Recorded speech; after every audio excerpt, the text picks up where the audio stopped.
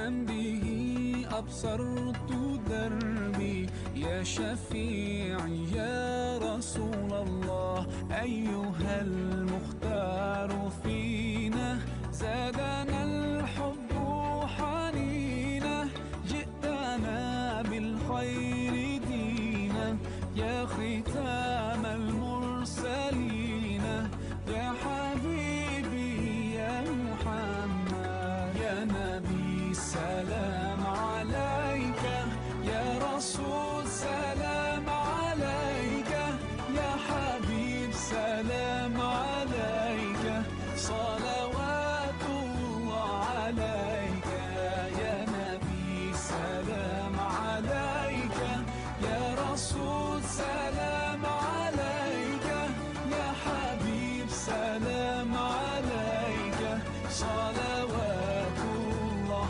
عليك.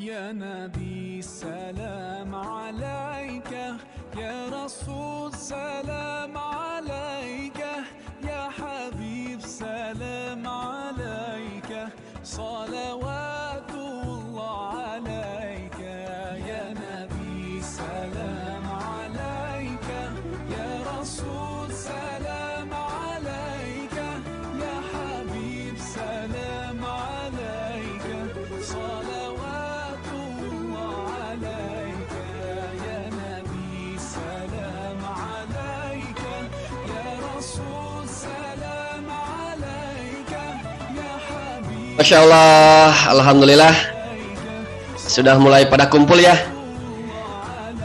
Selamat datang Ustadz. Assalamualaikum. Waalaikumsalam warahmatullahi wabarakatuh. Ustadz, gimana kabarnya? Alhamdulillah, bihair. Alhamdulillah, Masya Allah. Semoga selalu sehat ya. Selalu lindungan dalam Allah, amin. Amin, amin. Allah. Ini Ustadz, alhamdulillah sudah hadir ini Bu Yeni. Terus ini ada Mas Oos. Waalaikumsalam. Mas Oos, damang Mas. Piye kabare Mas? Dipun kabare. Oh, ape. Oke. Alhamdulillah. Aman dah. Kalau yang punya barcode sudah masuk aman. Masya Allah. Alhamdulillah, baru ada sekitar 8 peserta ya.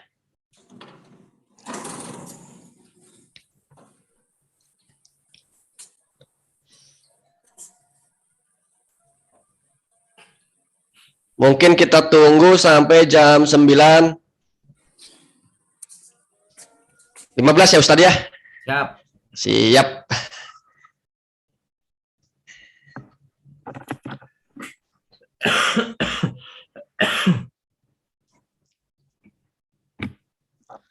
Nah ini yang sudah hadir, Masya Allah, ada Ibu Yeni, ada Ibu Nunung, ada Pak Jejen. Nah ini Masya Allah ya, tak kenal maka ta'aruf katanya. Wah enggak, silakan kenalan, bisa di kolom chat, ini dari mana asalnya ya, siapa tahu kita bertetangga. Masya Allah.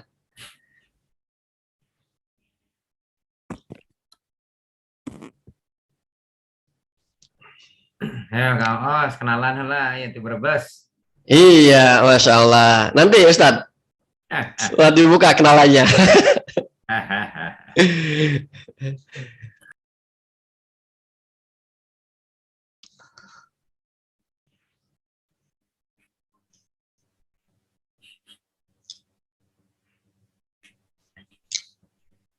Insya Allah ya, materi kajian pada pagi hari ini insya Allah amat sangat menarik ya. perihal kode unik. Masya Allah, kode unik.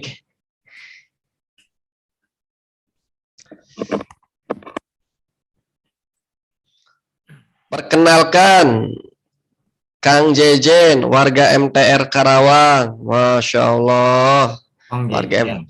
dari Karawang ya, Kong Kang Jejen. Jejen. Iya, Kang Jejen, Masya Allah, barakallahu Kong. fiik. Oh, Kong Jejen. Nah, Oh, Masya Allah. senior beliau ini. Oh, Masya Allah, ya. Alhamdulillah. Sehat, Kong? Alhamdulillah sehat Pak Ustadz. Alhamdulillah, Masya Allah. Assalamualaikum, Bu Yeni dari Ciwastra, Bandung. Masya Allah, ini dari Bandung. Udah mulai hadir. Barakallah. Vicky, Bu Yeni.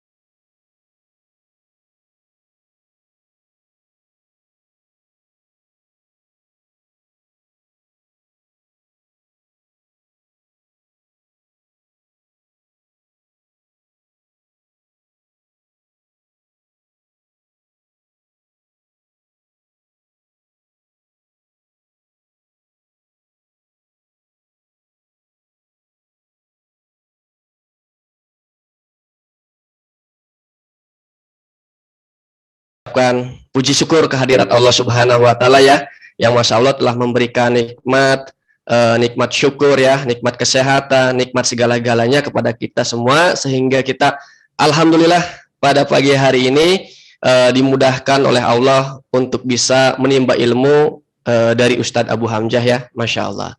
Dan teriring ya, solawat beserta salam kepada baginda tercinta Nabi besar Muhammad Shallallahu Alaihi Wasallam, kepada para keluarganya ya, kepada para sahabat dan para pengikutnya sampai akhir zaman. Semoga kita termasuk umatnya yang mendapatkan syafaat atau pertolongan dari beliau. Amin ya Allah ya Rabbal Alamin.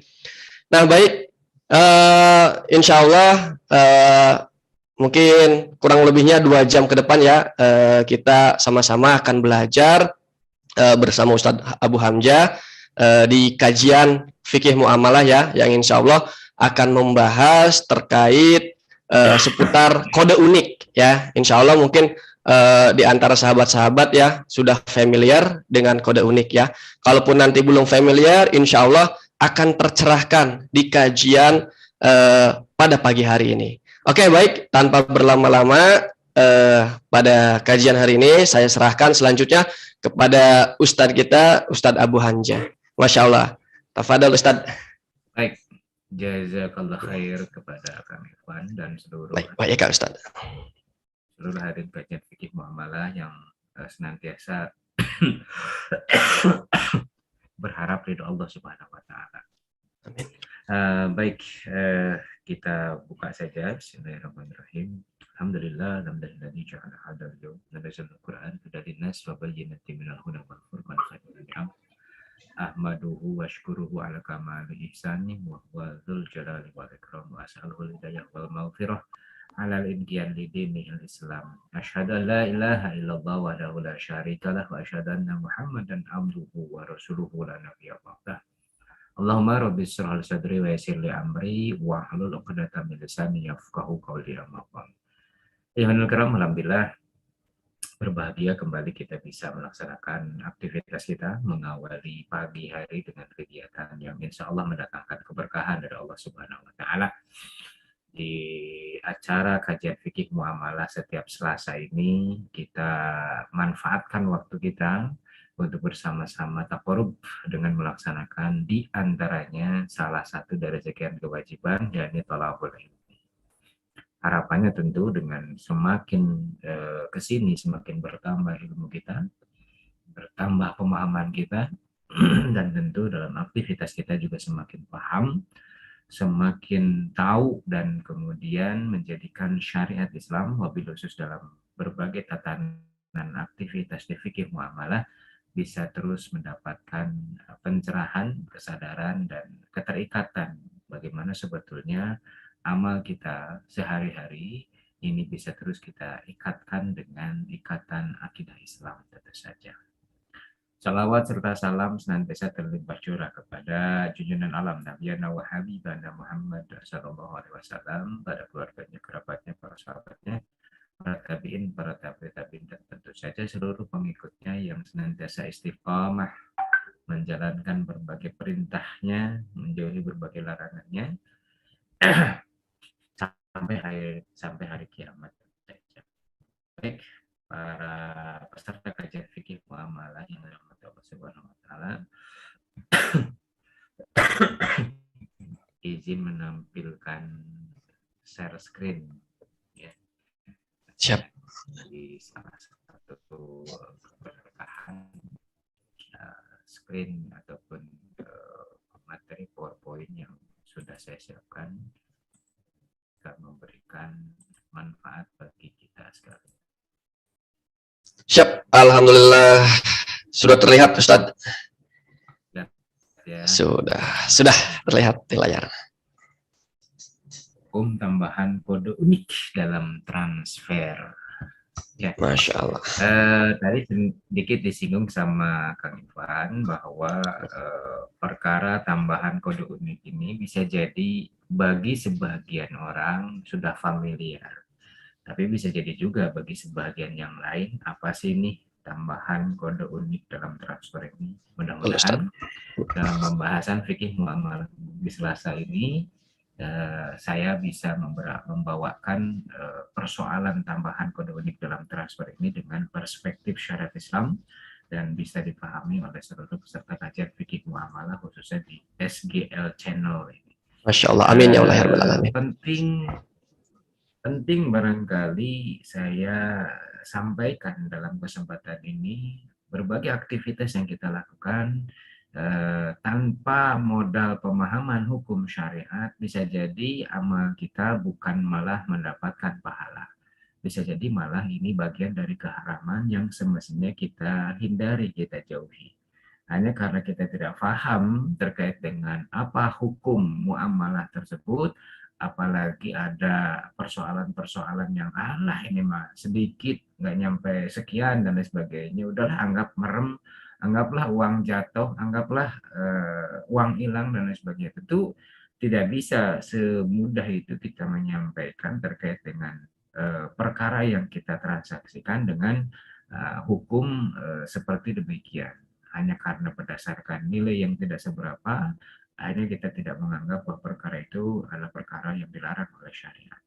Padahal sebetulnya justru persoalan-persoalan inilah yang kemudian tanpa kita sadari perkara sepele, perkara kecil, atau perkara remeh-temeh, tapi karena memang dihukumi haram, tentu tidak lagi bicara besar ataupun kecil, atau remeh-temeh. Kalau memang haram, ya haram.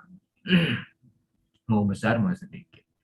Nah, sering saya ilustrasikan kaitan dengan, mohon maaf, ya kita memiliki minuman dalam gelas.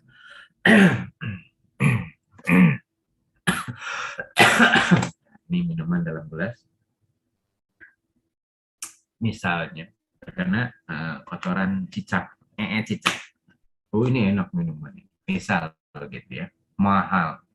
Ya, tiba-tiba ada kotoran cicak yang kemudian masuk ke dalam gelas kita. Apa yang kita lakukan? Cuman ya sebiji beras kurang lebih begitu ya, kotoran cicak itu. Ya. Tetapi karena memang dia adalah perkara haram, menjijikan dan lain sebagainya, boro-boro akan kita ambil dengan sendok terus kita buang itu kotoran cicak itu, terus minumannya tetap kita konsumsi. Nggak akan begitu saya pikir. Bahkan bisa jadi dengan gelas-gelasnya kan begitu akan kita buang. Lagi enak-enak kita minum, tiba-tiba ada kotoran cicak mengambang di minuman kita, kita buang bahkan dengan gelasnya. Saking bencinya kita dengan kotoran cicak tersebut. Itu gambaran sederhana. Ya, bahwa sekalipun mungkin bahasanya setitik, tapi itulah perkara yang membuat kita jijik, maka kita akan membuangnya. Nggak bisa kita katakan, alah, cuman segede gitu begitu. Tidak. Ya. Karena itu adalah perkara yang harus kita jauhi. Nah, inilah gambaran kalau ternyata yang setitik, yang sedikit, yang remeh itu adalah haram, maka akan kita jauhi, kita hindari. Kenapa? Karena keharamannya, ya, bukan karena sedikitnya. Bukan. Nah, makanya tentu sekali lagi kode unik yang dalam beberapa aktivitas kehidupan kita sering kali mampir, ini harus kita pahami hukumnya seperti apa. Baik. Kita akan lihat ya deskripsi dari yang namanya kode unik. Ya. Kode unik pembayaran adalah nominal yang biasanya bernilai 3 digit, ya. 1, 2, 3 atau terserah berapa, maksimal 3 digit. Biasanya begitu. Ya. Yang ini di 3 digit ini adalah memenuhi 3 angka terakhir dalam jumlah pembayaran. Ya, biasa yang digunakan adalah angka 1 sampai dengan 999. Artinya nilainya kurang dari 1000 biasanya. Ya. Contoh, total pembayaran adalah 147.000. Maka jika ditambahkan kode unik, misal berapapun ya sembarang, berubah menjadi 147.356. Ya. Atau misalnya kalau tadi angka 1 sampai 999, berarti yang harus dibayarkan adalah 147.001. Nah, misalnya begitu. Ya. 1 itu Rp1 tentu saja. Ya. Kalau ini 356 berarti Rp356. Nah, seringkali dalam bertransaksi kita juga ada misalnya begini, terus kelebihannya harusnya kan pada saat kita transaksi di minimarket, misal kelebihan ini kan harus dikembalikan. Misalnya kita bayarnya 148, nggak mungkin 147 356 perak, nggak ada ya. 148 kita bayar atau 150.000 biar bulat misalnya begitu, maka dikembalikan sama kasir itu 2.000 ya. Kenapa yang 600 sekiannya tidak ada Pak, diinfakkan Pak untuk Nggak haram itu tuh. nah, misalnya begitu Bayar di dia haram. ya. Misalnya begitu ya, maka seringkali ada sebagian orang termasuk saya salah satunya yang agak disiplin dari sisi kemana nanti kalau itu diinfakkan oleh si kasir supermarket tersebut. Baik, balikin aja deh Pak begitu. Wah, nggak ada kembalian Pak, uang kecil segala macam ya, ini kan nilainya sekian, balikin saja deh kembalian daripada diinfakkan dalam jalan yang tidak jelas. Kenapa? Karena kita mensinyalir, saya khususnya mensinyalir kelebihan uang yang nilainya kecil-kecil tadi itu diinfakkan untuk kepentingan yang tidak sejalan dengan pandangan kita sebagai seorang muslim. Bisa jadi begitu. Maka lebih baik ya kita tagih saja, kita mintain saja kepada kasirnya. Balikin aja nih Mbak. Nah, ini ya dia balikin. Kalau tadi 150.000 kita bayar, balikinnya 3.000 begitu. Ya sudah, ikhlas ya, sudah selesai. Jadi yang 356 peraknya itu dibayarin sama kasir. Biasanya begitu. Ya kalau saya begitu. Balikin aja Mbak begitu. Ya. Jadi inilah yang kemudian secara umum terjadi dalam kasus kode unik pada saat kita melakukan transfer, ada tambahan maksimal 3 digit di angka terakhir pada saat pembayaran. Gitu. Artinya sekali lagi kode unik ini akan muncul manakala kita melakukan aktivitas pembayaran ya, atau ketika kita berbelanja atau transaksi pembayaran online yang menggunakan sistem konfirmasi pembayaran secara otomatis. Seringkali munculnya dalam transaksi belanja online sifatnya komersil, seperti kita belanja di marketplace, ya, Bukalapak, Shopee, dan macam-macam misalnya. Ya, kode unik ini disertakan untuk memudahkan verifikasi, katanya begitu. Sehingga belanjaan kita dengan mudah bisa langsung direalisasikan pengiriman dan lain-lainnya.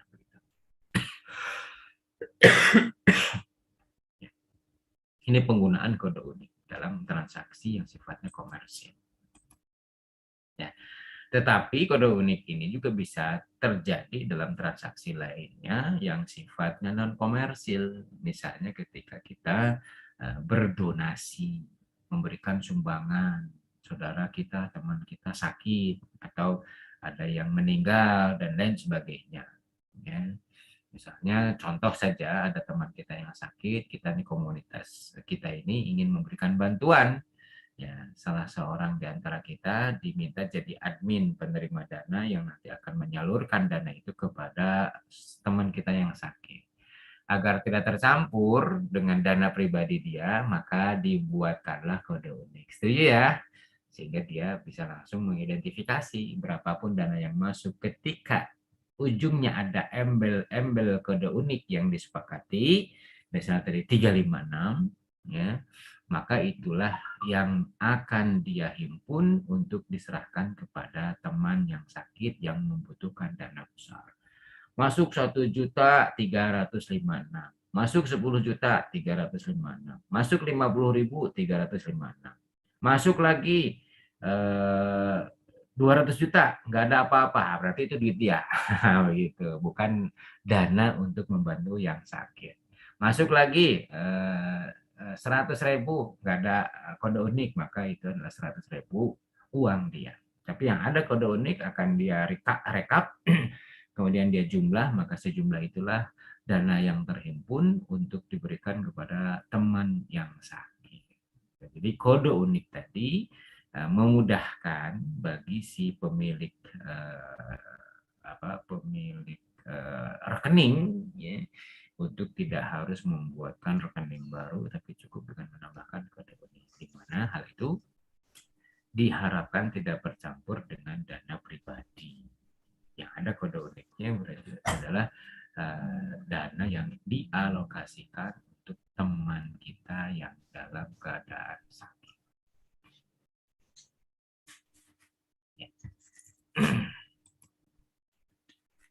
Maka yang kemudian terjadi itu yang tadi saya sampaikan, ya, untuk teman kita ini, ya, karena diminta adanya kode unik, maka penambahan kode uniklah yang kemudian akan menjadi status kepemilikan bagi teman kita yang sedang membutuhkan dana yang besar untuk pengobatan dia. Tadi disebutkan 356, ini saya contohkan yang lain, misalnya 021, maka total donasinya adalah Rp2.021. Itu yang dibayarkan dalam transaksi yang kita kirimkan, yang kita transfer kepada teman kita yang sakit tersebut.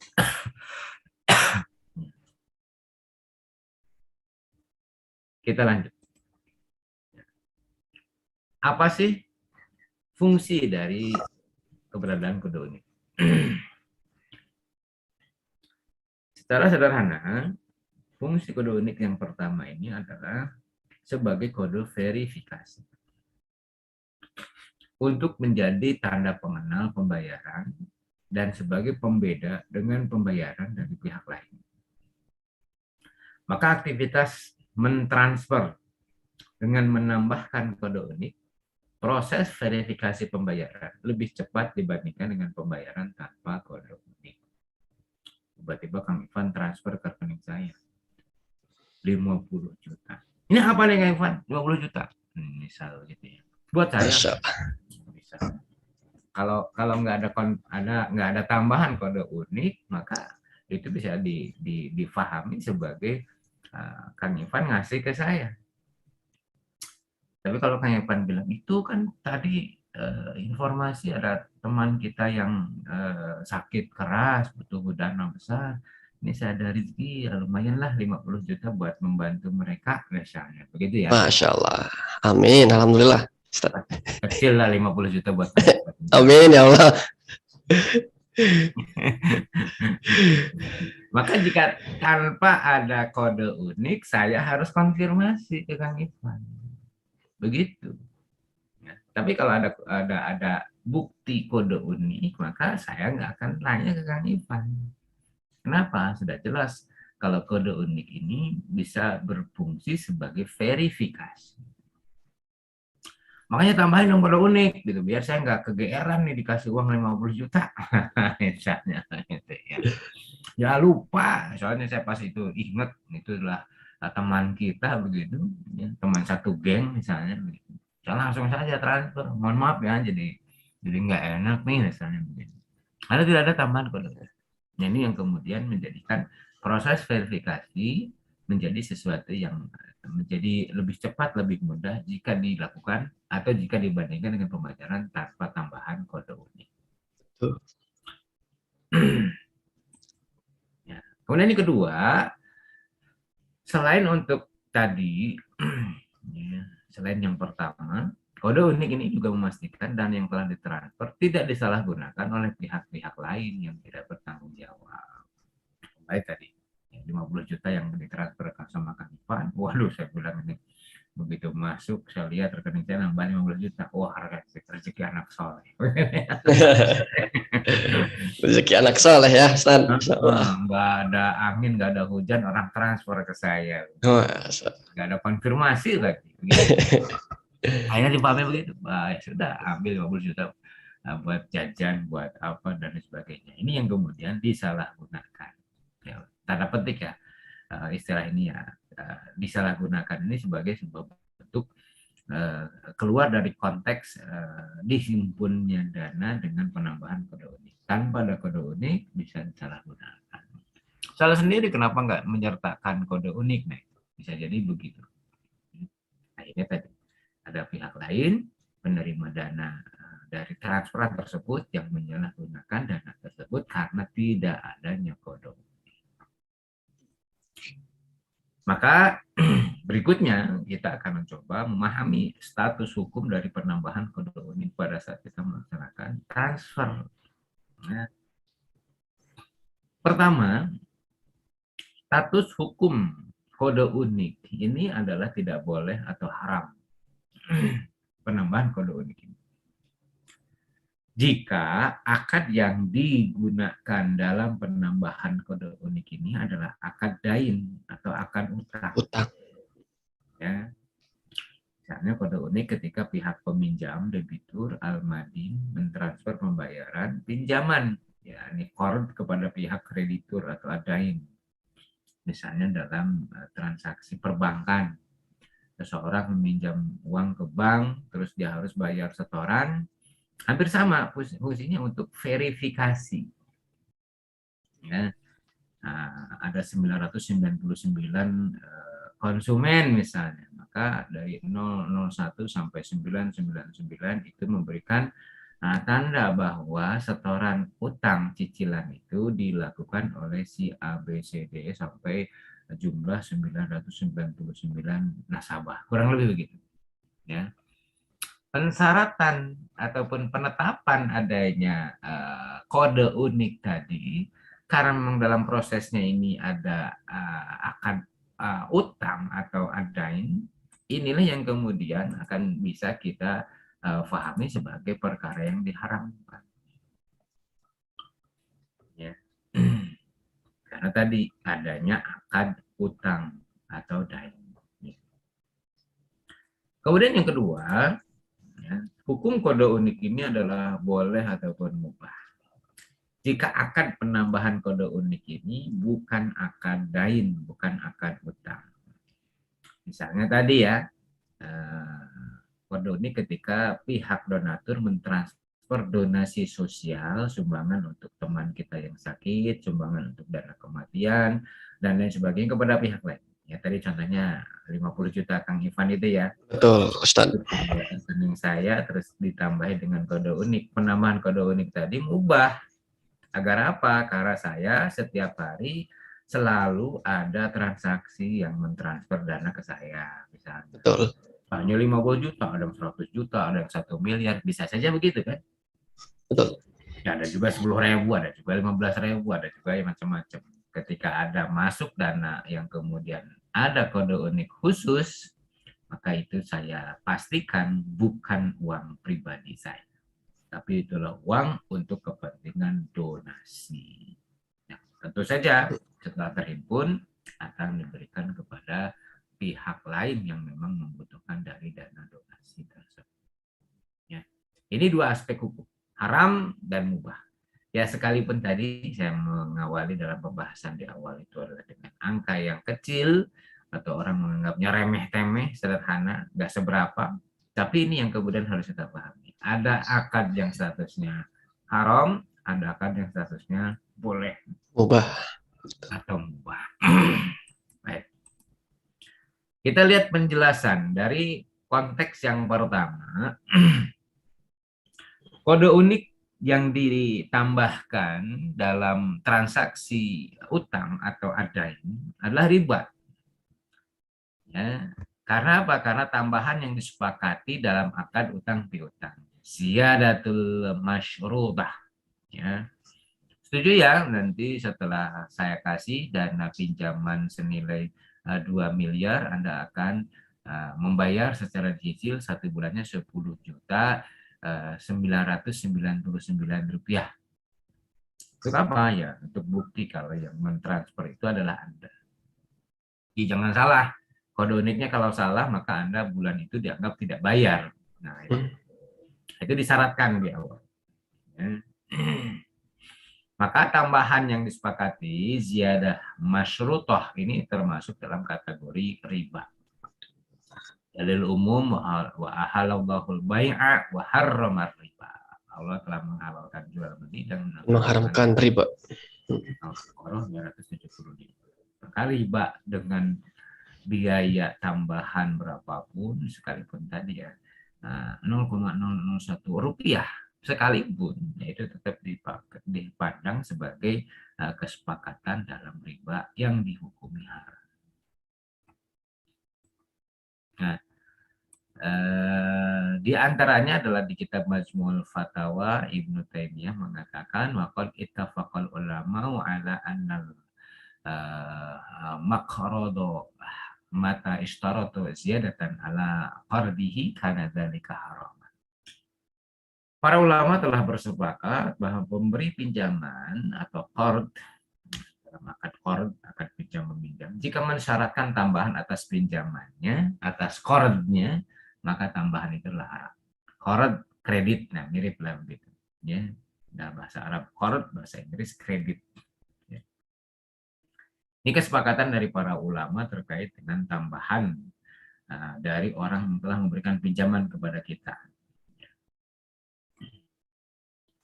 Kemudian yang kedua, ya, ijma'ul ulama minas salafi wal khalafi ala anna riba alladzi nazala bil qur'ani tahrimuhu huwa ayyakhadha daini li takhiri dainihi ba'da hululihi 'amdan ainian au aradan. Telah sepakat para ulama dari generasi salaf dan khalaf bahwa riba yang pengharamannya turun dalam Al-Qur'an adalah seorang pemberi utang mengambil kompensasi uang atau barang karena penundaan utangnya setelah jatuh tempo. Jadi ini ya, ada tambahan ya. Jadi pandangan para ulama memperkuat dalil riba. Deskripsinya adalah di antaranya dengan adanya kompensasi, penambahan, dan lain-lain. Maka dari kutipan pendapat para ulama tersebut, tambahan yang disyaratkan pada akad utang adalah riba yang nyata atau yang jelas. Ya. Atau sesuatu yang bisa terkategori mirip dengan riba yang telah diharamkan. Maka dari itu, kode unik pada akad dain atau utang adalah haram karena dia merupakan tambahan yang telah dipersyaratkan atau disepakati pada akad utang, walaupun nominalnya kecil, ya. Jadi ya biasanya kurang dari Rp1.000. Tapi sekali lagi catatan yang perlu saya sampaikan, sekalipun nominalnya kecil atau kurang dari 1.000 tadi, maka tentu tetap saja kalau haram ya haram saja, begitu. Tidak dilihat kecil inilah, tidak, haram ya haram. Gitu.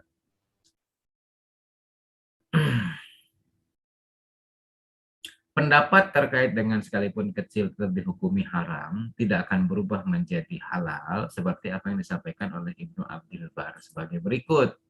Ya.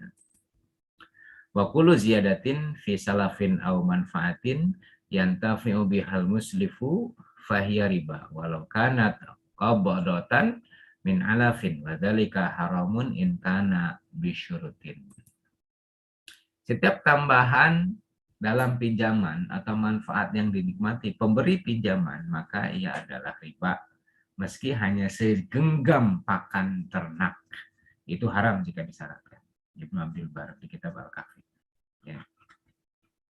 Jadi ini kutipan-kutipan dan tambahan-tambahan termasuk dari kalangan para ulama salaf dan ulama khalaf begitu, memberikan penegasan kepada kita kalau memang itu adalah penambahan masuk dalam kategori pinjaman atas apapun manfaatnya, sekalipun segenggam pakan ternak, apa ya kalau di kampung pur, lebih sakit gitu. Ini yang tetap difahami sebagai riba.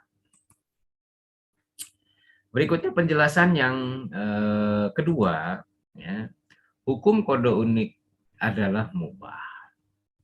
Jika transaksi yang dilakukan dalam kode unik atau penambahan transfer dalam kode unik ini bukan dalam rangka akad utang atau dain. Ya.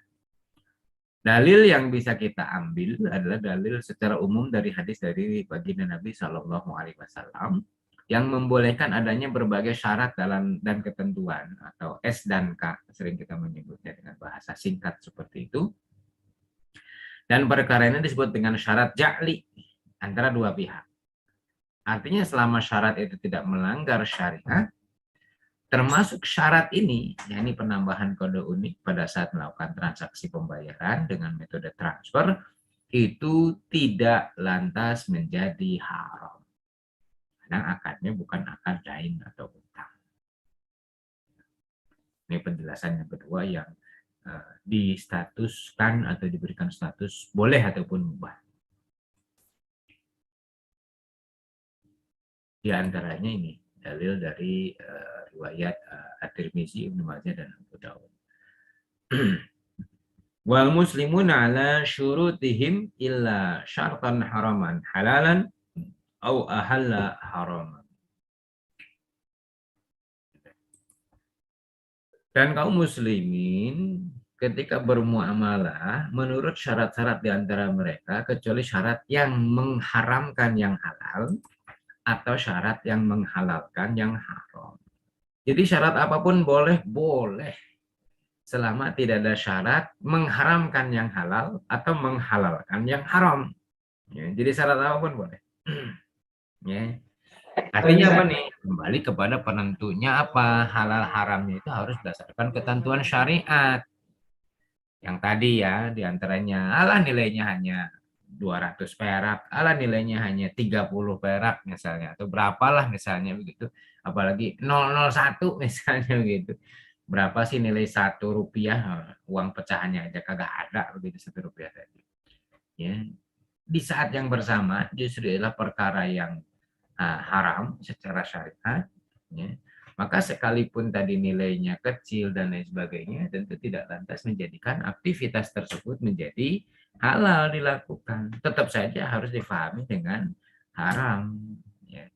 Karena ada tadi, ya, mengharamkan yang halal, menghalalkan yang haram. Ya. Ini dalil umum ketika kaum muslimin bermuamalah. Jadi syarat apapun silahkan dibuat, selama tidak ada syarat yang mengharamkan yang halal atau syarat yang menghalalkan yang haram. Ya ini mah hanya sekedar formalitas saja. Nah, yang penting kita bisa, misalnya mohon maaf ya contoh di mana tuh seringkali dijadikan contoh itu di sono di puncak misalnya, begitu. Ya, kawin kontrak begitu. Kan itu hakikatnya menghalalkan yang haram atau mengharamkan yang halal. Gitu. Ya. Apa contohnya? Harusnya dia itu menikah itu bukan karena tadi sedang dalam posisi di jalan atau sekedar daripada melaksanakan perzinahan dan mendatangi pelacur, tapi dengan cara nikah ini misal begitu. Padahal nyata telah diharamkan nikah mut'ah itu. Ya, hanya karena supaya kelihatan halal, maka ada proses menikah, ada mahar, dan macam-macam. Padahal aktivitasnya adalah aktivitas yang haram. Tapi dikesankan menjadi halal. Karena tadi diembel-embeli dengan ketentuan atau syarat-syarat tertentu. Jadi sekali lagi, bagi kaum muslimin, silakan bermuamalah. Yang menurut syarat-syarat apapun di antara mereka, kecuali syaratnya tadi. Ya, tidak boleh mengharamkan yang halal atau menghalalkan yang haram. Ya. Adapun syarat bahwa kode unik yang dibolehkan itu akadnya bukan akad utang, dikarenakan adanya larangan memberikan tambahan yang disepakati atau ziyadah masyrutah tadi pada akad utang. Tambahan yang disepakati pada akad utang ini dilarang karena dia merupakan riba. Ya. Itu ya beberapa poin yang perlu saya ketengahkan terkait dengan persoalan kode unik. Ya. Kesimpulan, ya, ini kesimpulannya ada 2. Hukum kode unik dalam fikih Islam bisa dirinci menjadi 2 hukum syara. Pertama, hukum kode unik ini adalah haram, tidak boleh dilakukan jika akad yang ada adalah akad utang atau dain. Yang kedua, hukum kode unik ini adalah mubah ataupun boleh jika akad yang ada bukan akad dain, bukan akad utang. Ya, jadi 2 hal ini ya harus dipahami. Ya.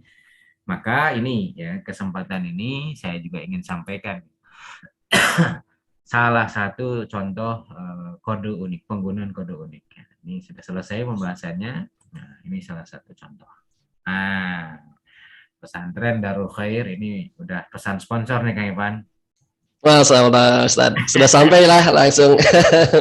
Insya Allah ini pesan, betul, pesan sponsor yang bermanfaat insya Allah buat Masya Allah. Bagaimana diketahui oleh para hadirin jamaah rahimakumullah, ini boleh di-share kemana-mana ya. Infak beras untuk ya, betul. Bulir kebaikan untuk masa depan. Insya Allah betul. keberkahan pada setiap bulir nasi yang mereka makan dan setiap huruf yang mereka baca berulang-ulang. Nah, atas Amin, nama Masya Allah. yayasan Amanah Greenland. dan Amanah Greenland. Masya Allah. Tambahkan kode unik. Nah, contoh nih, kode uniknya 33 di belakang nominal yang ditransfer. Contohnya misalnya berinfaknya 10.000, maka setelah ditambahkan kode unik 33 menjadi yang ditransfer ke 10.600.17231 adalah Rp10.033. Ini contoh nominal terkecil yang kemudian bisa kita alokasikan untuk infak beras bagi penghafal Al-Quran. Kalau tadi misalnya Kang Ipan, ya saya mau 50 Masya juta, Allah. 50 juta 33 perak nantinya ditransfernya ke Yayasan Amanah Greenland. Ini sebuah contoh penggunaan kode unik yang mubah, gitu. Yang mubah, betul Ustaz, betul. Karena Yayasan Amanah Greenland ini kan insya Allah jangkauannya luas, sehingga kalau ada transfer Betul. tanpa ada kode unik 33, berarti bisa kita alokasikan untuk yang lain, bukan untuk beras. Nah, untuk beras Betul tambahan sekali, kode Masya Allah. 33. Demikian ya persoalan penambahan kode unik pada transfer dalam bentuk apapun, selama memang ini adalah transaksinya bukan transaksi kredit atau adain, dia Betul. adalah untuk kegiatan donasi dengan penambahan kode unik yang dihukumi mubah berdasarkan penjelasan-penjelasan tadi, harapannya bisa difahami dan ya lebih tepatnya lagi bisa dieksekusi untuk bisa segera dilaksanakan. Dan nominal terkecilnya 10.000, kalaupun ada lebih besar dari itu ya alhamdulillah. Ya, yang lebih diharapkan lagi infak beras untuk penghafal Al-Quran ini bisa dilakukan secara Amin ya Allah. setiap bulan. Ya. Amin ya Allah. Saya komitmen Betul. sebulan 50.000, saya komitmen sebulan 100.000, saya komitmen sebulan 10.000. Tafadhol. Itu barangkali salah satu aplikasi dari kode unik yang kita bicarakan. Baik, Masya Allah. kepada Kang Ifat selaku host dalam kesempatan kajian fikih muamalah di pagi hari ini. Tafadhol Kang Ifat. Baik, Masya Allah, jazakallah khair Ustadz atas ilmu ya, materi ilmunya yang sudah disampaikan pada pagi hari ini seputar kode unik ya, sahabat, Bapak Ibu, peserta kajian fikih muamalah yang dimuliakan oleh Allah ya. Kita tadi sudah lihat terkait pemaparan dan penjelasan seputar kode unik ya. Insya Allah kita buka ya, ini sesi tanya jawab ya. Bila mana Bapak Ibu masih ada yang merasa ini bingung nih gitu. Walaupun tadi sebetulnya udah jelas banget poinnya ada 2 ya. Kalau nggak haram ya mubah gitu ya. Kalau misalkan haram ya tentunya kalau misalkan akadnya di awal adalah adain atau hutang piutang ya. Seperti itu. Tafadhol, mangga kepada Bapak Ibu bisa mengajukan pertanyaan ya. Baik via chat silakan tafadhol atau langsung ya ke Ustadz silakan. Jangan lupa formatnya ya, sebutkan namanya dari mana. Terus tinggal sebutkan aja pertanyaannya seperti apa. Silakan. Ibu Ois ya. Silakan Ibu Ois.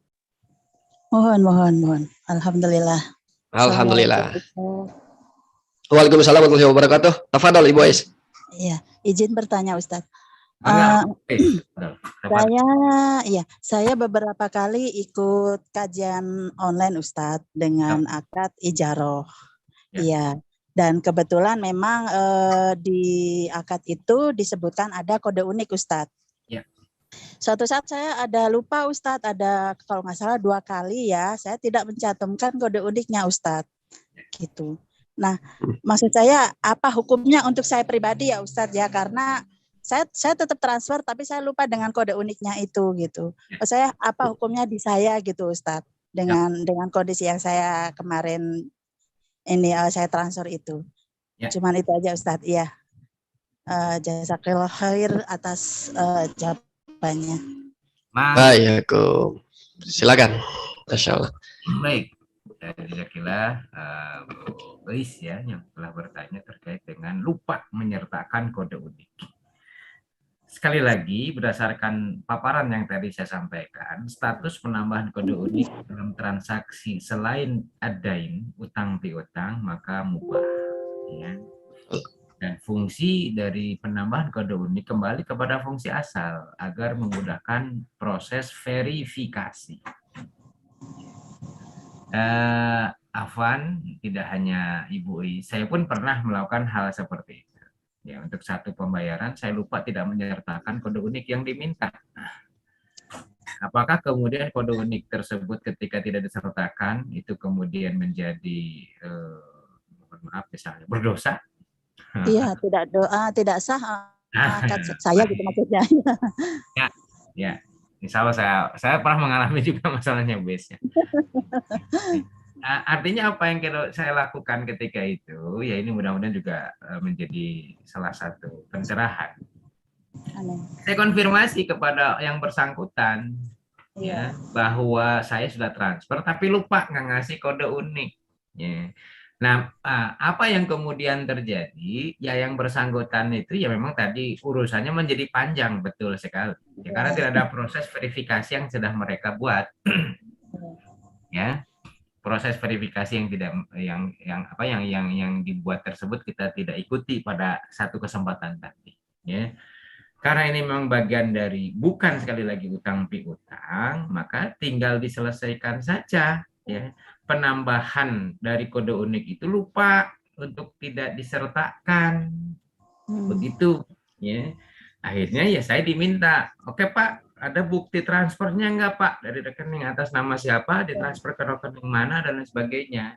Nah, saya kasihkan, oke Pak, kita proses. Jadi prosesnya tentu untuk dicoba dicocokkan pada jam sekian ada dana masuk nominalnya sekian, tapi karena tidak ada kode unik akhirnya tadi proses verifikasinya menjadi lama. Hanya itu saja. Betul, Ustaz. Betul. Artinya transaksinya tetap boleh, ya. Cuman tadi karena semestinya harus ditambahi kode unik, akhirnya itu menjadi perkara yang dinyatakan itu tidak bisa dilakukan, ya. Dengan catatan tadi, kalau transaksi yang Ibu lakukan ini bukan bagian dari hutang, ya, bukan cicilan hutang. Nah, kalau cicilan hutang, nilai nominal dari kode unik yang disertakan itu menjadi riba kalau itu dianggap sebagai bagian dari transaksi hutang. Ya. Jadi harus dilihat saja, ya, kalau posisinya itu adalah dianggap hutang transaksinya, ya, maka penambahan kode unik tadi menjadi riba, ya. Nah, yang Ibu Is tadi lakukan itu pembayaran komitmen membayar biaya kursus atau biaya pelatihan dan lain sebagainya. Itu kategorinya masuk hutang ataukah bukan? Nah, itu persoalan. Ya. Kenapa? Sudah bagian dari perkara yang harus kita pahami terlebih dahulu. Ya, kita bertransaksi dengan orang. Setiap tanggal sekian kita harus bayar sekian. Itu masuk dalam kategori hutang ataukah transaksi non hutang. Nah, itu harus dipahami terlebih dahulu. Ya. Nah, kalau hutang ya berarti mohon maaf penambahan apapun itu masuk dalam kategori riba. Tapi kalau itu bukan bagian dari transaksi hutang, maka dia tidak riba. Penambahan berapapun. Nah, ini tinggal kita lihat sekarang, ya, pada saat kita komitmen nih, contoh misalnya bayaran apapun lah begitu ya. Ini kategorinya apa nih? Rutin nih kita lakukan bayarannya itu. Maka hakikatnya kalau yang saya pahami, kalau bayarannya sifatnya rutin sama seperti halnya bayaran anak kita sekolah misalnya ya. Nah, contohnya di pesantren Darul Khair. Nah, alhamdulillah tapi di pesantren Darul Khair tidak dikenakan biaya sepeser pun bagi santrinya dan lain sebagainya. Betul, Masya Allah. Ini menetapkan bayaran per bulannya itu kepada santri adalah 800.000, maka itu kategorinya menjadi hutang 800.000 itu. Begitu. Kenapa? Karena transaksinya adalah transaksi yang harus dibayarkan. Jika tidak dibayarkan, 2 bulan tidak dibayarkan, berarti kan artinya memang kita berhutang kepada lembaga tersebut.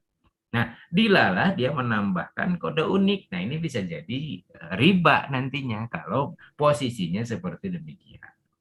Ya, ada penambahan kode uniknya di dalam. Karena tadi masuk dalam kategori adain utang begitu.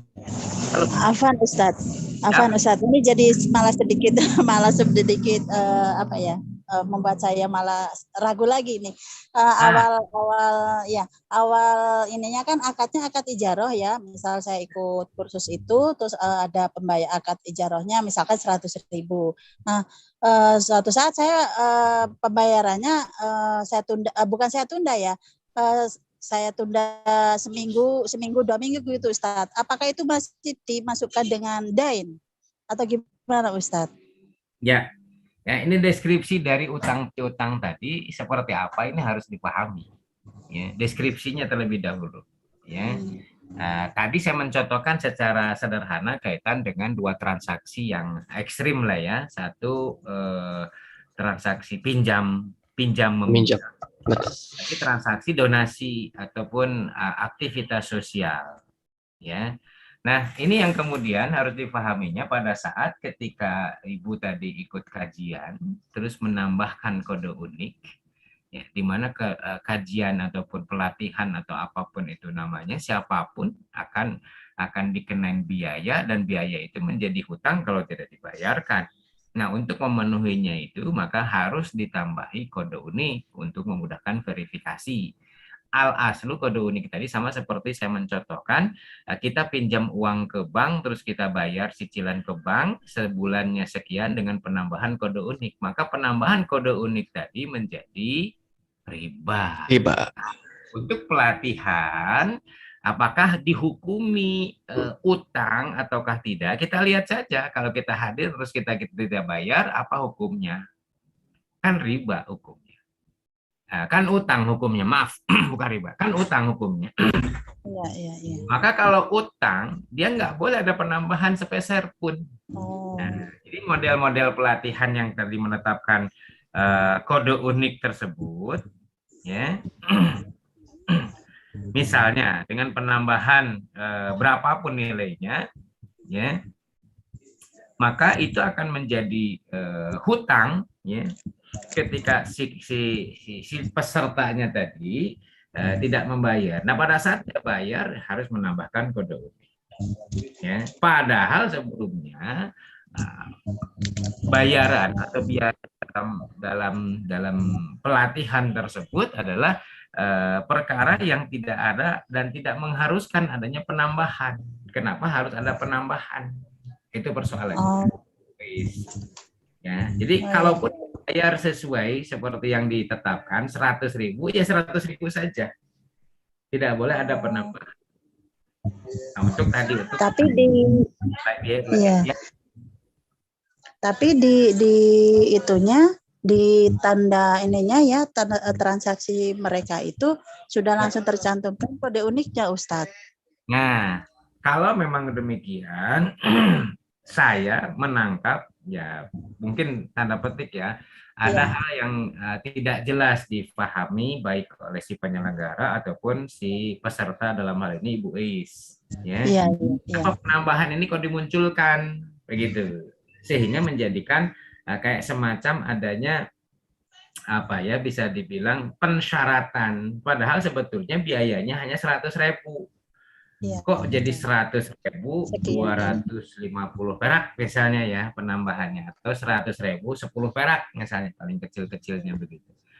Penambahan 10.000 10 perak tersebut, maaf, dari angka misalnya uang pendaftarannya itu sudah 100.000, maka penambahan 10-nya tadi menjadi riba. Sekalipun dengan dalih untuk memudahkan verifikasi. Sama seperti halnya dalam verifikasi pembayaran untuk donasi, sama sebetulnya. Ya. Tetapi kalau memang itu menjadi semacam syarat, begitu, ya, maka itu menjadikan biaya yang harusnya dibayar 100.000 menjadi 100.000 10 perak. Misalnya penambahan kode uniknya 10, ya. Artinya apa nih? Nilai 10-nya tadi kan tidak disertakan. Kenapa? Karena cukup membayar 100.000 hakikatnya. Adapun yang saya tadi alami, contohnya tadi, itulah transaksi pada saat penambahan kode uniknya tadi ikut masuk begitu menjadi pembayaran, ya, untuk ngisi deposit listrik misalnya, ya, 90.250 misalnya, maka itu menjadi biaya secara keseluruhan 90.250 tadi misalnya begitu. Sementara kalau yang ibu tadi ya 100.000 yang sebetulnya biayanya 100.000, tapi untuk memudahkan proses verifikasi mereka itu ditambahkan kode unik. Nah ini yang kemudian menjadi persoalan tersendiri. Karena satu dengan yang lain itu berbeda. Terkecuali kode uniknya tadi adalah dilakukan secara merata, semua peserta dikenain biaya 100.000 10 perak misalnya, begitu. Ya, artinya 100.000 10 perak itu adalah pure biaya pelatihan. Begitu, Bu Is, ya. Nah, makanya pada saat Bu Is lupa tidak menyertakan kode unik, berikutnya yang 10 itu harus dibayarkan. Tidak cukup hanya berusaha memverifikasi. Itu yang membedakan siapa. Ya, jadi posisinya adalah biaya tadi bukan seperti yang tadi dalam contoh konkret itu ketika cicilan ke bank, ya, yang nyata sekali, ya itu tidak lantas mengurangi atau menambahi cicilan utang kita, tapi itu disyaratkan sebagai bagian dari komitmen si nasabah melakukan pembayaran dengan cara dicicil dengan penambahan kode unik dengan argumen untuk kemudahan verifikasi. Judul penambahan kode unik dengan kemudahan verifikasi ini bisa digunakan baik dalam kegiatan sosial ataupun dalam kegiatan utang piutang tadi. Ya, sama-sama tidak ada esensinya begitu. Ya, tetapi ketika dalam konteks donasi ya jelas sekali betul-betul digunakan untuk verifikasi. Tapi kalau untuk bank karena dia adalah bentuknya pinjaman adain, maka penambahan berapapun sekalipun itu katakanlah tidak bermanfaat sama sekali bagi pihak bank, tetap itu penambahan itu kategorinya adalah riba.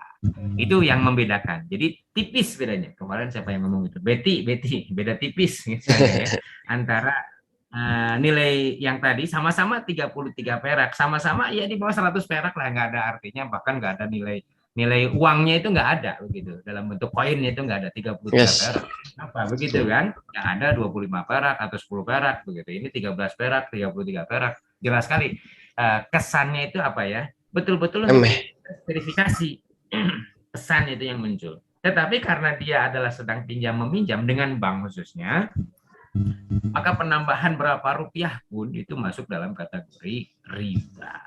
Begitu, Bu Ei. Tinggal kita pahami sekarang proses pelatihan itu adalah bagian dari aktivitas yang mendatangkan transaksi dain utang ataukah tidak.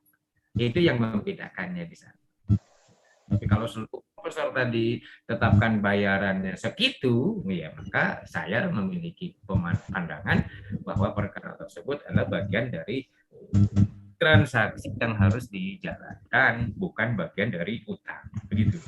Biayanya ubah berarti artinya. Betul. Ya, jadi kemarin yang kajian yang saya ikuti itu gini Ustadz, setiap saya memulai kajian yang berbeda-beda gitu Ustadz, jadi kode unik itu berbeda-beda, satu itu. Kedua, dengan kode untuk tiap peserta pun itu juga berbeda-beda gitu Ustadz. Kode uniknya? Iya, jadi nggak sama semua antara saya misal ikut muamalah, terus misal saya ikut ijaro itu beda-beda Ustadz. Kode uniknya? Ya, kode uniknya. Itu gimana Ustadz? Nah, sekali lagi beda-bedanya itu tadi ya difahami sebagai verifikasi ya Ustaz. Verifikasinya sama begitu. Betul. Apakah masuk dalam kategori utang ataukah tidak? Ini persoalan pentingnya, Ibu Is. Siap. Paham. Ya. Utang atau tidak? Begitu. Ya. Artinya yang membatasinya satu saja, ini masuk dalam transaksi adain, utang piutang, transaksi sosial. ya itu saja, ya. Nah, bahwa disebutkan dengan transaksi ijaroh, ya. Ijaroh itu apa? Begitu. Ya. Hanya begitu. Masuknya dalam ranah tadi ya. Saya tadi memberikan batasan kalau itu menjadi halal jika dilakukan dalam singkatnya transaksi donasi kegiatan sosial. Kalau itu dihukumi haram, dua keadaan tadi sama-sama kode unik ketika masuk dalam ranah adain atau utang piutang. Batasannya kalau untuk sosial itu adalah ubah, tapi kalau masuk ke dalam ranah adain itu adalah haram. Sekalipun tadi ini tidak sebut, sama-sama tidak sebut, sama-sama fungsinya untuk verifikasi. Ya, insya Allah paham. Betul. Ya. Insya Allah paham ya, Ibu Is, poinnya. Baik, Waalaikumsalam. Baik, Masya Allah, terima kasih Ibu Is ya. Masya Allah, mudah-mudahan Allah memberikan taufik, kemudahan kepada kita semua ya. Masya Allah, terima kasih Ustadz, jazakallah khair sudah menjawab ya. Masya Allah. Ya. Kita masih ada waktu ya? Ya. Siap Ustadz, kita buka lagi pertanyaan ya. Silakan bagi Bapak Ibu yang ingin bertanya bisa di kolom chat atau langsung. Silakan.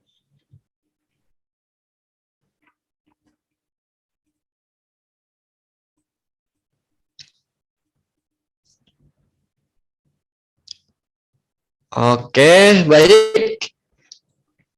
Nah, ini belum ada pertanyaan ya? Bagaimana kalau saya aja Ustadz yang bertanya? Boleh. Boleh, Masya Allah. Baik. Bismillahirrahmanirrahim. Ini Ustadz. Jadi memang ya kode unik sampai saat ini pun masih banyak dilakukan ya praktiknya gitu. Nah, ini yang ingin saya tanyakan ketika kita misalkan dalam jual beli gitu ya, dalam jual beli, katakan Ustadz, saya menjual barang ya, katakan menjual ini menjual handphone ya, misalkan menjual handphone gitu ya, menjual handphone gitu. Nah, qadarullah kebetulan rekening yang saya miliki itu cuma satu. Nah, misalkan rekening ini ya, dari Bank Syariah gitu ya. Nah, saya memiliki satu rekening gitu ya. Nah, alhamdulillah adalah terjadi transaksi ada yang berminat membeli barang saya gitu ya. Nah, beliau ternyata rekeningnya berbeda dengan saya. Nah, rekeningnya berbeda dengan saya. Misalkan beliau rekening A, saya rekening B gitu ya. Nah, jadi misalkan harga barang itu, harga handphone katakan 1 juta gitu ya, katakan 1 juta. Nah, beliau mau transfer ke saya 1 juta. Cuman karena beda rekening, dan kalau beda rekening kan transfer lumayan besar ya, misalkan 6.500 gitu kan tambahannya. Beliau nggak mau gitu ya.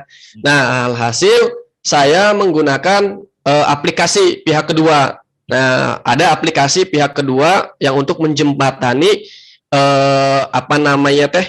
terkait itu untuk tidak ada biaya transfer, betul. Kalau beda rekening, nah itu boleh dibocorin ya namanya Ustadz? Ya, namanya itulah Seoren ya, flip gitu ya. Nah, qadarullah kebetulan si pembeli itu dia nggak punya aplikasi itu gitu ya, nggak punya aplikasi itu. Nah, alhasil ya udah saya buatkan transaksinya. Nah, dan itu di transaksi itu ada kode unik. Misalkan tadi kode uniknya ya, katakan 1 juta, kode uniknya 22. Jadi 1 juta 22 rupiah. 22 rupiah. Cuman saya bilang gitu ya ke beliau gitu. Nah, ini kalau misalkan ente nggak mau inian kode aplikasi tersebut, betul, tidak mau download aplikasi tersebut, ya udah saya yang buatkan gitu. Cuman ini ada kode uniknya. Nah, kode uniknya ini mohon diikhlaskan. Saya bilang dari awal gitu kan, mohon diikhlaskan 22 peraknya gitu ya. Karena apa? Nanti kode unik itu kalau kita yang punya akun si orennya itu nanti bakal jadi simpenan kita Ustadz, dikumpulin yaitu dari kode-kode unik itu. Nah, kalau misalkan qadarullah, misalkan, oke, saya setuju gitu kan, oke, halal lah 22 rupiahnya kode unik itu. Bagaimana Ustadz? Pertanyaannya itu mubahkah Ya. kategorinya atau bagaimana? Ya. Siap. Yang ini Syukran. masih ingin saya tambahkan atas pertanyaan Betul. yang disampaikan tadi oleh Ibu Is ya, kaitan dengan beliau Betul. berakad ijaroh, ya, sewa menyewa tenaga, Betul. jasa apa tuh, jasa konsultan atau jasa presenter atau apa namanya, motivator. MC, betul, betul motivator. Kegiatan-kegiatan seperti itulah yang berbayar lah, katakan begitu. Nah, Betul Ustaz. maksud yang Kak Ipan tadi sampaikan, jual beli handphone halal atau haram, kan begitu, ya. Betul. Pahami, makanya tadi ijaroh yang halal atau ijaroh yang haram. Wal muslimun ala syurutihim illa syartan haraman halalan au ahalla haraman. Kaum muslimin itu bermuamalah menurut syarat-syarat di antara mereka. Artinya apa? Syarat apapun boleh, kecuali syarat yang mengharamkan yang halal atau syarat yang menghalalkan yang haram. Betul. Transaksi ketika ada penambahan dalam konteks yang umum, belum ada si oranye, si biru, si merah, belum. Betul. Misalnya ada tambahan biaya 6.500 umum begitu ya, beda bank. Ya. Muncul tambahan biaya. Ya. Maka penambahan biaya dalam kategori muamalah, dalam hal ini transaksi jual beli, syarat apapun disepakati oleh mereka selama syaratnya tidak mengharamkan yang halal atau menghalalkan yang haram. Penambahan 6.500 halal atau haram? Penambahan 22 perak halal atau haram dalam konteks jual beli loh. Ya. Yap. Artinya apa? Nah, mungkin ya tanda petik tinggal kita bilang saja harganya 1.066.500 misalnya begitu. Apa Betul. mungkin coba aja Anda transfer, bayar 1 juta, tambahannya ada 6.500, maka Anda transfer ke saya itu 1.006.500. Harganya saja kita bilang harganya 1.006.500, maksudnya apa nih Pak Ipan? Lah biar jelas saja harga handphone saya sekian gitu. Nah, kalaupun itu tidak disebutkan tetap harganya 1 juta, ya nggak ada masalah karena biaya transfer tadi adalah biaya secara umum akan dikenakan karena kita menggunakan jasa. Betul.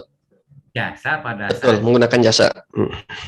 orang ini menetapkan jasa, boleh dah ada biayanya sekian. Nah, itu secara umum jasa itu difahami juga boleh dilakukan begitu ya. Tapi yang lebih aman tadi ya sudah harganya 1.006.500 misalnya begitu, sampaikan saja.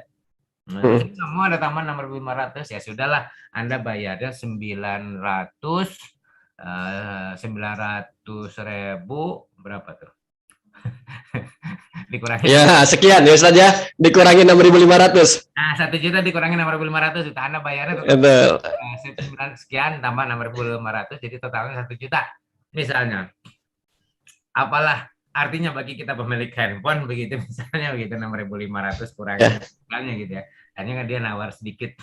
Kalaupun itu dilakukan nggak ada masalah. Tetapi saya memandangnya justru penambahan baik 6.500, baik 22 perak atau berapapun itu namanya.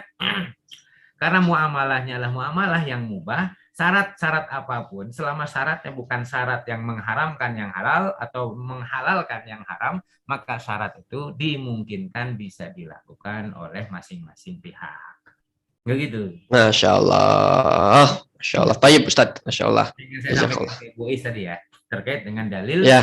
umumnya dari riwayat Imam Tirmizi, Ibnu Majah dan Abu Daud, silahkan syarat itu dibuat.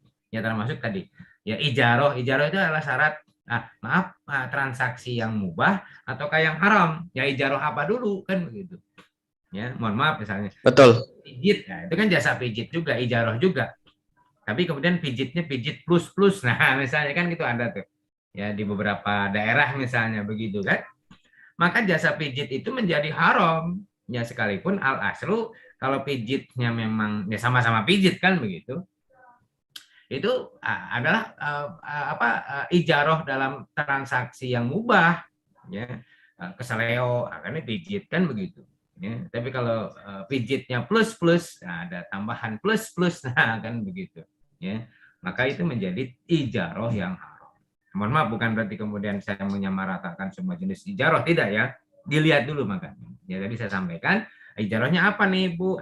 Ketika memang ijarahnya adalah ijarah dalam rangka muamalah yang tidak menyalahi hukum syara, maka syarat apapun dimungkinkan dilakukan oleh kedua belah pihak dan disepakati selama catatannya ya tidak mengharamkan yang halal atau mensyaratkan menghalalkan yang haram. Tidak itu. Betul. Hanya boleh-boleh saja itu dilakukan. Ya termasuk yang tadi saya contohkan ketika tidak atau lupa menyertakan kode unik, ya tinggal konfirmasi saya sudah bayar loh. Ini tanggal sekian, jam sekian, jam sekian, jam sekian. Kalau memang itu menjadi biaya 100.000, 10 perak, ya 10 peraknya saya bayar sekarang begitu. Ya, misal begitu. Kalaupun enggak ya sudah.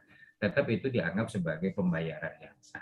Tetapi tadi ya ada proses verifikasi yang kemudian yang tadinya kita nggak perlu proses verifikasi, menyertakan bukti transfer dan lain sebagainya, akhirnya itu semuanya harus dilakukan dan tentu itu akan ada waktu sendiri yang harus dialokasikan untuk menyelesaikan pembayaran yang tidak ada penambahan kode uniknya tersebut. Itu barangkali ya tambahan termasuk buat Ibu Is. Mudah-mudahan ini menjadi penjelasan yang lebih mantap bahwa aktivitas apapun dalam muamalah setiap kaum muslimin ya berdasarkan syarat-syarat yang mereka sepakati, kecuali syarat yang mengharamkan yang halal atau syarat yang menghalalkan yang haram. Demikian nih Pak. Masya Allah, alhamdulillah gamblang Ustaz, tercerahkan. Insya Allah.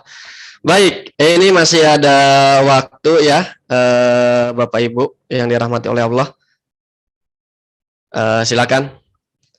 Ustaz, ada suara saya masuk? Insya Allah masuk. Masuk, oke, baik. Nah ini silakan Bapak Ibu yang ingin bertanya lagi.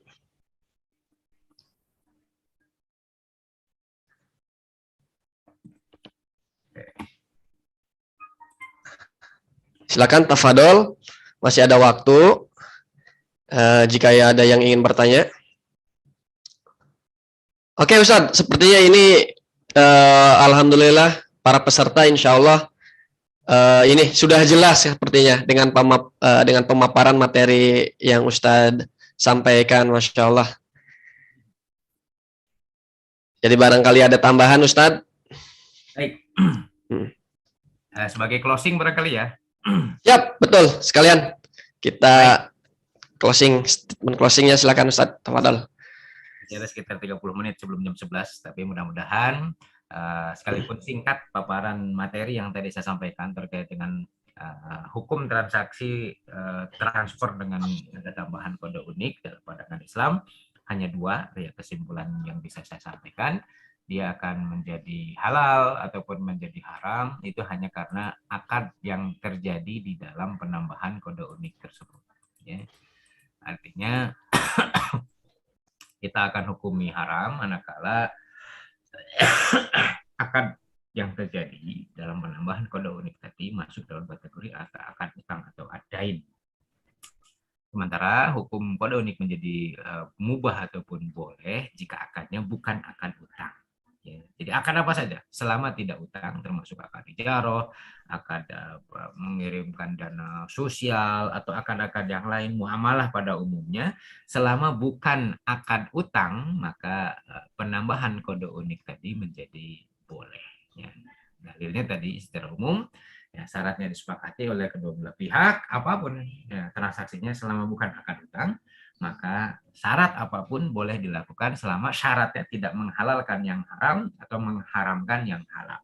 Hanya itu patokan yang bisa kita jadikan pegangan dalam bermuamalah, khususnya ketika kita berbicara tambahan kode unik dalam aktivitas transfer ataupun transaksi yang kita lakukan sehari-hari.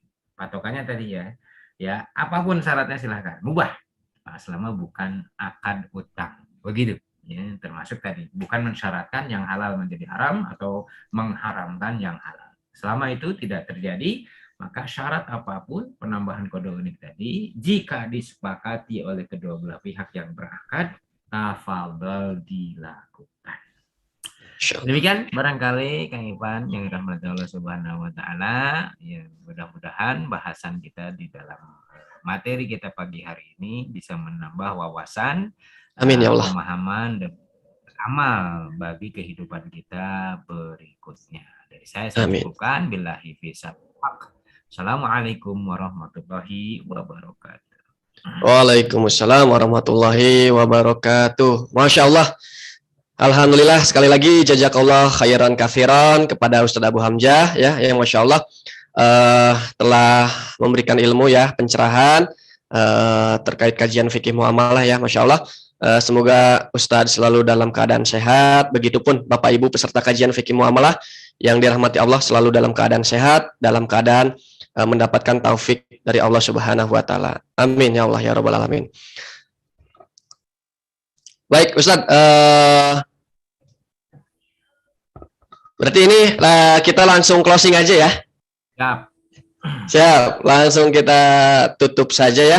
Baik, sebelum ditutup, saya ingin menyampaikan ya sahabat, alhamdulillah ya, kita dari Yayasan Amanah Greenland tadi di slide terakhir ya, Masya Allah sudah ada pesan sponsor ya, gitu, Masya Allah. Jadi berlokasi pondok pesantrennya itu Insya Allah di ini, di perumahan Sukamana Islamic Village ya. Insya Allah ketua yayasan Ustadz Abu Hamzah sendiri ya. Insya Allah santrinya ada berapa Ustadz saat ini? Saat ini santrinya 10 orang. 10 orang. Untuk tahun depan, tahun ajaran baru, kita sudah merencanakan penambahan santri, penerimaan santri. Betul. Nah, kita tambah kapasitasnya menjadi 15 orang untuk tahun ini. 15 orang. Masya Allah. Alhamdulillah ya. Step by step. Betul. 25 orang nanti untuk amin ya Allah. Betul. Betul. Masya Allah ya. Sudah ada santri 10 orang dan itu semuanya gratis ya sampai saat ini. Masya Allah. Itu udah ada setahunan berarti ya Ustaz ya? Hampir setahun. Betul, hampir setahun ya, Masya Allah. Gratis biaya-biayanya. Nanti pada saat pembukaan pendaftaran baru silakan ya. Mungkin barangkali putra-putri dari Bapak Ibu bisa didaftarkan juga ya. Gitu di Pondok Pesantren Darul Khair ya. Gitu dari Yayasan Amanah Greenland ya. Insya Allah infak Bapak Ibu semua Allah balas, Allah ganti dengan sebaik-baiknya ya balasan. Mangga kita berlomba-lomba dalam kebaikan. Fastabiqul khairat ya. Masya Allah. Baik, terima kasih kepada Ustadz dan Bapak Ibu semua. Jangan lupa ya, Selasa pekan depan kita insya Allah akan hadir kembali ya dengan kajian fikih muamalah yang tentunya insya Allah dengan materi yang berbeda Ustadz ya. Insya Allah ya. Kita insya Allah bersama-sama belajar ya, menimba ilmu lagi. Baik, untuk menambah keberkahan, mari bersama-sama kita tutup dengan bacaan hamdalah. Alhamdulillahirabbil alamin. Istighfar 3 kali. Astagfirullah, astagfirullah, astagfirullah. Dan kita tutup dengan doa kifaratul majelis. Subhanaka naka Allahumma wa bihamdika asyhadu an la ilaha illa anta. Alhamdulillah, terima kasih Bapak Ibu semua, terima kasih kepada Ustadz. Sampai jumpa lagi di pekan depan di kajian yang akan datang. Mohon maaf dari saya bila ada kata-kata yang kurang berkenan, sikap yang kurang berkenan, mohon maaf. Saya Ivan Nurdiansyah undur diri. Terima kasih. Wabillahi taufiq wal hidayah. Wassalamualaikum warahmatullahi wabarakatuh.